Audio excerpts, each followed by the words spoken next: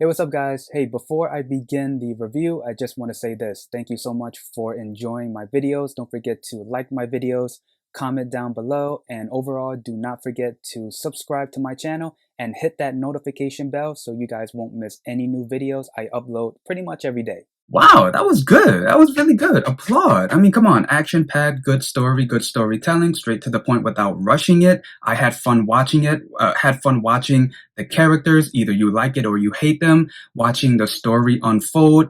At certain points, it is predictable, but overall, I had fun watching it. Now, before I start the review, I will give you guys a spoiler warning. I'm going to spoil the drama. So if you're watching this before watching my name, the actual drama, I don't know why you would do that. That was a dumb move to do.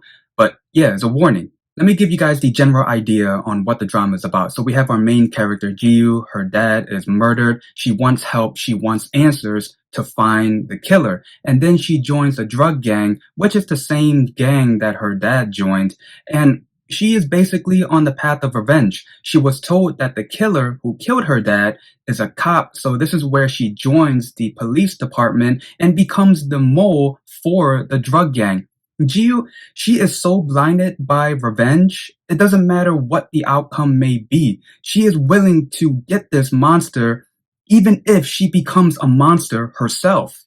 Next are characters. Well, our main characters that the story focuses on most of the time. So first we have Jiu. Just like I said before, she's on the path of revenge, trying to find out who killed her dad, joins the drug gang, and then joins the police department to be a mole for the drug gang. Next, we have Mujin. He's the boss of the drug gang and also helps Jiu find the killer, or I should put that in quotes. Gio, he is the leader of the drug investigation unit.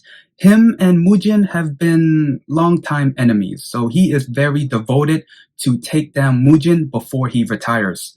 Next, we have Pildo. He is a police officer and becomes Jiu's partner. And then we have Gangjae. He's a former member of the drug gang that Jiu joins.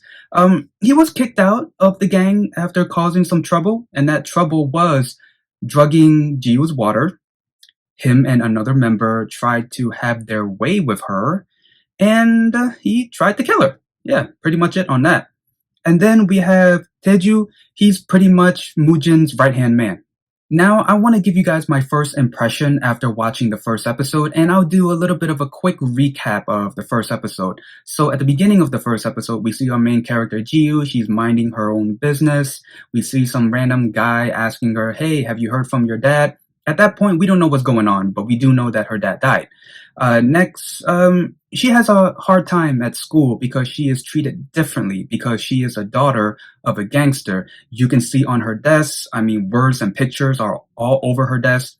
Words like idiot and bitch and stuff like that. There are three girls that bully her, but she does whoop their asses later on. And at school, they do want her to transfer to another school because they don't want her to make everyone feel uncomfortable. Well, too late for that. And also, she quit school anyway.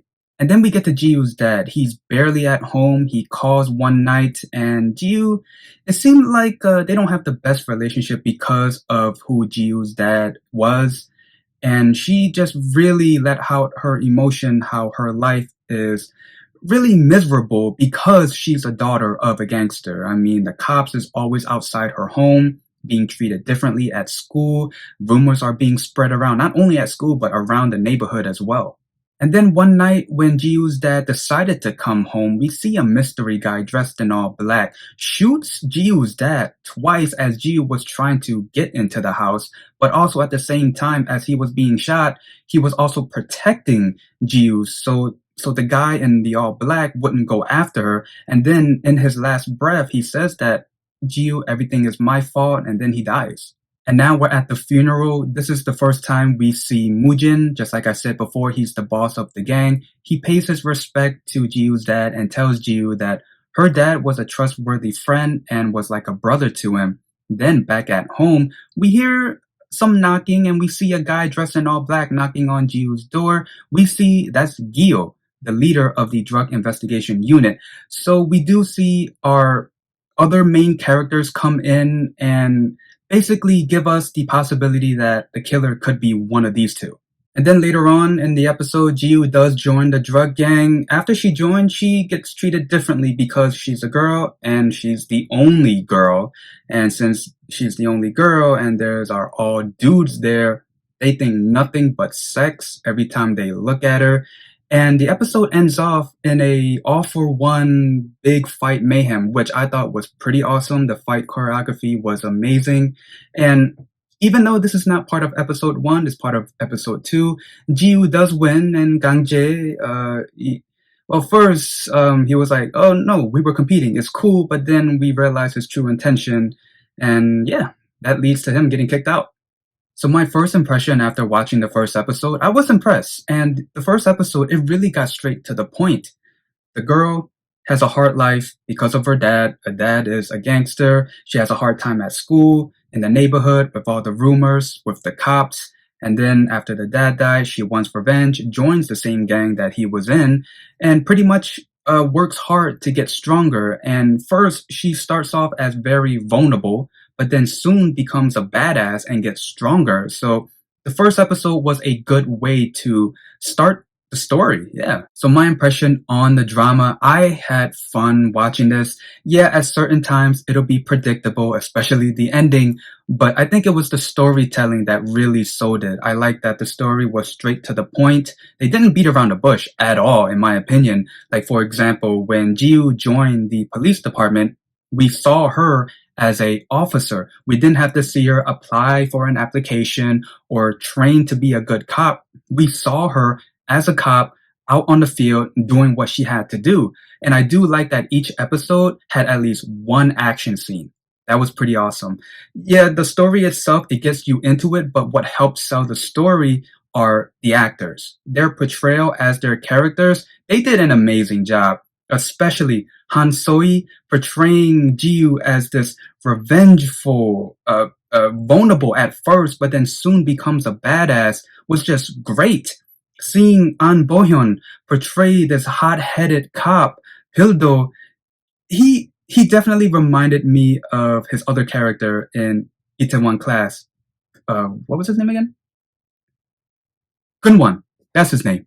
Chang-Roo's portrayal as Gangjae, this crazy, unpredictable gang member was really, well, it was creepy at first, but then it became very entertaining. And also knowing that he knows the truth behind JiWoo. So yeah, it gets complicated for the characters, especially JiWoo and Moojin, but also he's also the type of character that would not keep his mouth shut. So that creates even more complications. Well, just to the point until JiWoo shoots him. Staying on the character train, I am not going to ignore the fact that the monk from Vincenzo makes a cameo in this drama. That's awesome. And I do like the fact that the drama showed the bond between Moojin and JiWoo's dad. It really showed that these two were really, really blood brothers. And it really does show how hurt that Moojin was when he finds out the truth about JiWoo's dad. If I have to choose the top 3 shocking moments in this drama, number 1 would have to be Pilido's death. It came out of nowhere, in my opinion. They did tease it in episode 5 when he was in the van and the van was about to get crushed. But man, they literally pulled the trigger on him just right after kissing JiWoo, having sex with her. They took him out. That's crazy. And also, I do appreciate that the romance between JiWoo and Pildo was at the end.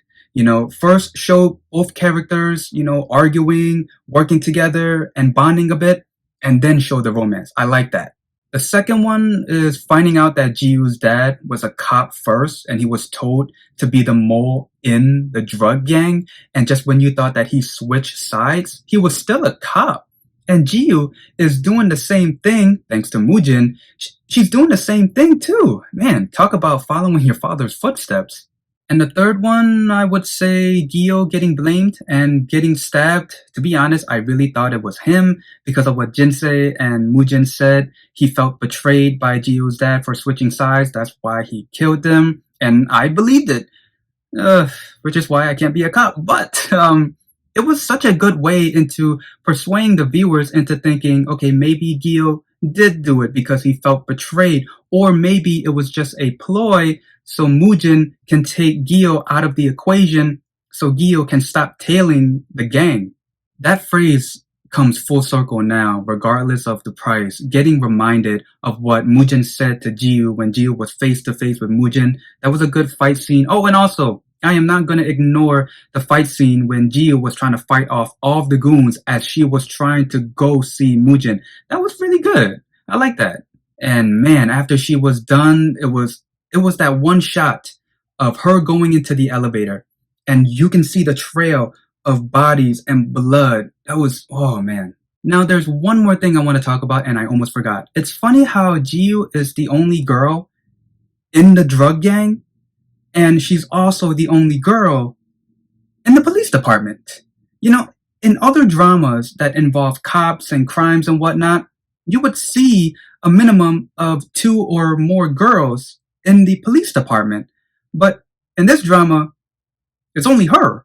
I'm just saying, like, I get it from a director's or producer's point of view. You make her the only girl, so she'll stand out more. And she did. She did stand out more. And that's also why I'm talking about it. But I just find it kind of funny. Also, what I found funny was I saw a butterfly in this drama on a girl's neck. Her nevertheless days is over. Don't bring it back. And yeah, that's pretty much the gist of the review. I had fun watching this. Even though the ending may have been predictable and some other stuff too, it was a fun drama to watch, and I would recommend this to anybody. I want to know what you guys thought of the drama. Leave it in the comments below. Other than that, if you like this video, leave a like, comment down below, and subscribe. See ya!